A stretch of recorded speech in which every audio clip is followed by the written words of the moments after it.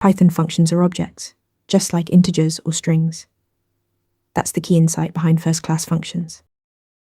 When we say functions are first-class objects in Python, it means they're treated the same as any other value. You can assign a function to a variable, not calling it, just storing a reference. Here, greet holds the function itself.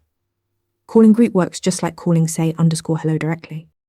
The most powerful consequence, you can pass functions as arguments to other functions. Here, apply takes any function and a value, then calls that function with the value. We pass double and apply executes it with 5. This is the foundation of higher order functions, and it's exactly how Python's built-ins like map and filter work. Functions can also be returned from other functions. Make multiply returns a new function configured with a specific factor. Calling it with 3 gives us triple, a reusable multiplier. This is how closures and decorators work in Python. Finally, functions can be stored in any data structure. Lists, tuples, or dictionaries. A dispatch table is a classic pattern. Map string keys to functions, then call the right one dynamically. This replaces chains of if-else blocks with clean, flexible code. First-class functions means Python treats functions as values.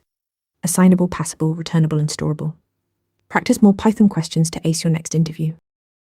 Want to nail questions like this in your next interview? Interview Mentor gives you hands-on practice with real questions.